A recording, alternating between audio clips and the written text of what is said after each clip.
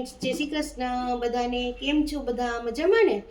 તો આજે આપણે બનાવીશું મસ્ત મજાનું ખાટું મીઠું લીંબુનું અથાણું, જે આખા વરસ આપણે સ્ટોર કરી શકીએ અને ઇન્સ્ટન્ટ છે. 10 થી 15 મિનિટમાં જ આપણું આખું અથાણું બની જશે.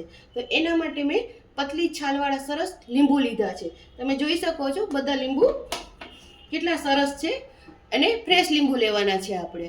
તો અને છાલ પતલી છાલ લેવાની છે. આ રીતે આપણે લીંબુ લેવાના છે. પછી એને 3 થી 4 વખત મેં પાણીમાં ધોઈ અને પોછી લીધા છે. એકદમ સરસ પાણીનો ભાગ સેજે ના રહેવો જોઈએ.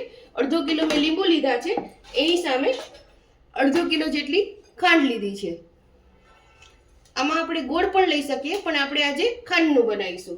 અને સિંધાલું નમક લીધું છે, કારણ કે આપણે ફરાળમાં પણ આ અથાણું આપણે ખાઈ શકીએ છીએ. અને લાલ મરચું.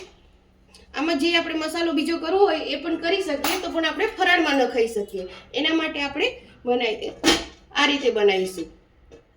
તો સૌ પહેલા આપણે લીંબુ લીધા છે, એને આ રીતે કટ કરીશું.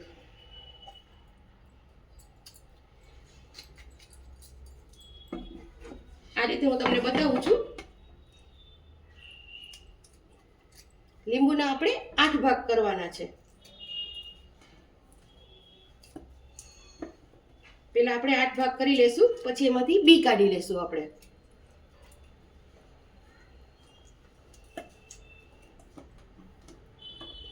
મોટા લીંબુ હોય તો આપણે એને વધારે પણ આપણે કરી શકીએ છીએ ટુકડા, કારણ કે આને ગ્રાઇન્ડ જ કરવાનું છે આપણે એટલે. તો પેલા આપણે આ રીતે લીંબુના બધા ભાગ કરી અને ટુકડા કરી લઉં છું.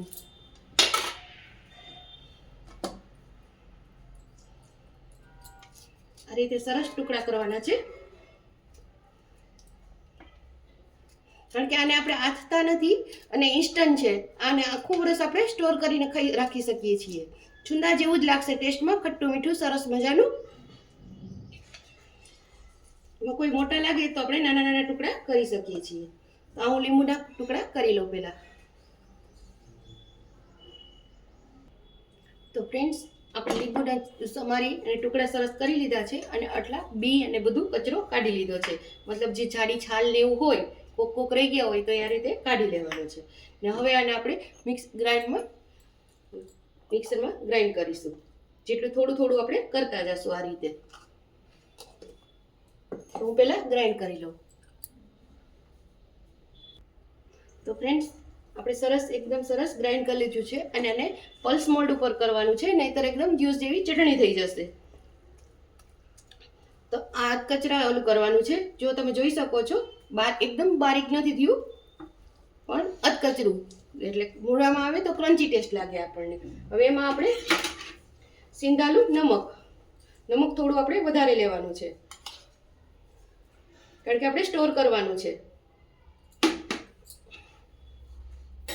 હવે આપણે એક વખત મિક્સ કરી લઈએ. આમાં હળદર પણ નખાય, પણ આપણે ફરાળમાં લેવું હોય એટલે આપણે આમાં હળદર નથી નાખતા.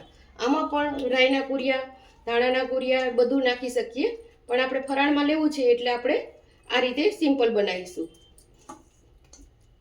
અને એમાં આપણે ખાંડ નાખી દઈશું. ધીમે ધીમે આપણે ખાંડ મિક્સ કરતા જશું.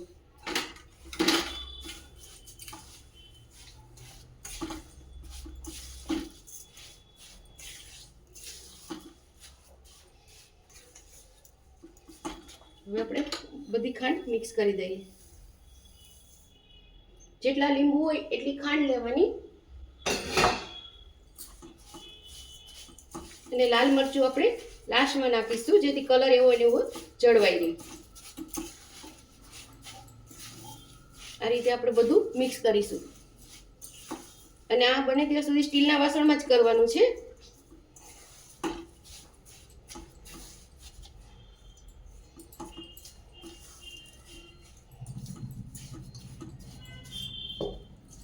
હવે આપણે ગેસ ચાલુ કરીશું.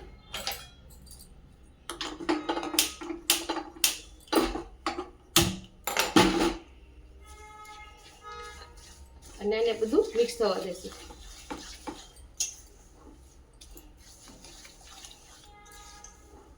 આ ટેસ્ટમાં ખૂબ જ સરસ લાગે છે ફ્રેન્ડ્સ. મોરૈયા સાથે, સાબુદાણાની ખીચડી સાથે, અને રૂટીનમાં આપણે થેપલા પરોઠા ભાખરી સાથે પણ એટલું જ સરસ લાગે છે. ક્યારેક આપણે હવે નેક્સ્ટ ટાઈમ બનાવશું, ક્યારેક ગોળનું પણ બનાવીશું, એ પણ આપણે સ્ટોર કરીને રાખી શકીએ છીએ. પણ ક્યારેક ઉપવાસમાં કોઈ લોકો ગોળ નથી ખાતા, એટલે મેં આજે સિમ્પલ બનાવ્યું છે. અને નમક પણ આપણે સીંધાલું જ લીધું છે, તમે જોઈ શકો છો.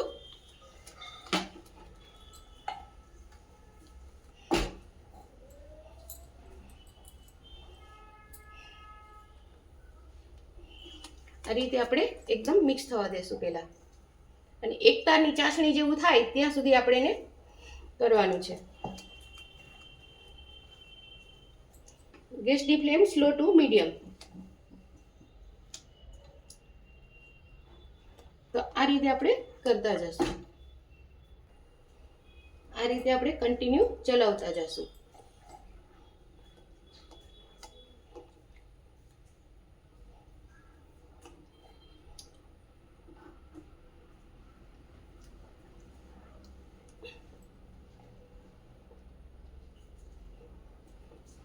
તો ફ્રેન્ડ્સ, આ રીતે આપણે ચલાવતા જશું અને એને થીક થવા દેશું.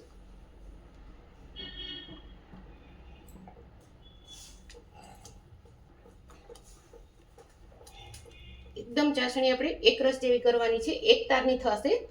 હજી એકદમ પતલું છે, કારણ કે ખાંડનું પાણી છોડે છે અને લીંબુનું પણ પાણી છે. અને ફ્રેન્ડ્સ, આ તો વિટામિન સી થી ભરપૂર છે, એટલે એકદમ સરસ, હેલ્થ માટે પણ સારું છે.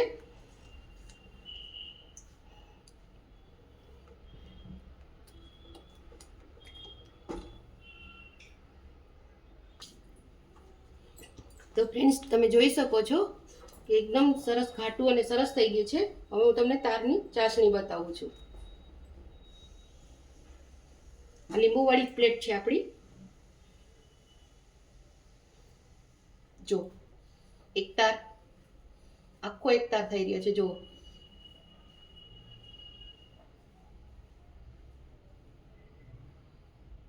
જો થઈ રહ્યો છે ને. જો હવે આપણે ગેસની ફ્લેમ બંધ કરી દેશું અને આને થોડું ઠંડુ થવા દેશું.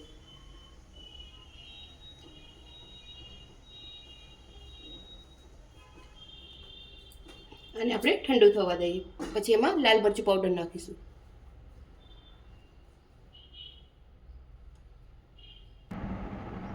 તો ફ્રેન્ડ્સ, હવે આપણું થોડું ઠંડુ થઈ ગયું છે. કઢાઈ પણ આપણે હાથેથી ઉચકી શકીએ એટલું થઈ ગયું છે. હવે એમાં લાલ મરચું આપણે ટેસ્ટ પ્રમાણે, એમાં કશ્મીરી પણ લાલ મરચું નાખી શકીએ. થોડું મેં કશ્મીરી લીધું છે અને થોડું તીખું લીધું છે. હવે એનો કલર એકદમ એનહાન્સ થશે.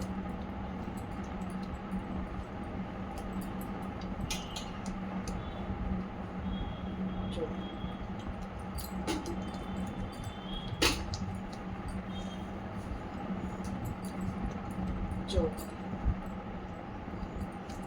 1 વાટકી જેટલું મેં લાલ મરચું લીધું હતું.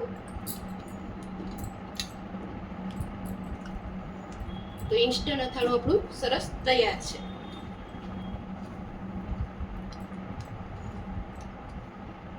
અને આને આપણે આખું વર્ષ સ્ટોર કરવા માટે આ રીતે આપણે કાચની બરણી લઈ લેવાની છે, જે પણ પાણી ના રહેવું જોઈએ એ ટાઈપની.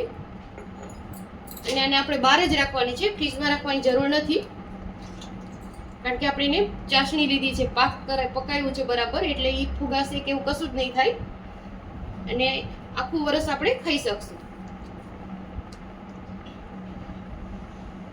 જો કેટલો કલર મસ્ત લાગી રહ્યો છે ફ્રેન્ડ્સ. જો તમને મારી રેસીપી પસંદ આવી હોય તો મારી ચેનલને લાઈક કરો, શેર કરો અને મારો વિડીયો વધુ ને વધુ શેર કરો. જે નવા લોકો છે એ પ્લીઝ સબસ્ક્રાઈબ કરે. બધાને જય શ્રી કૃષ્ણ.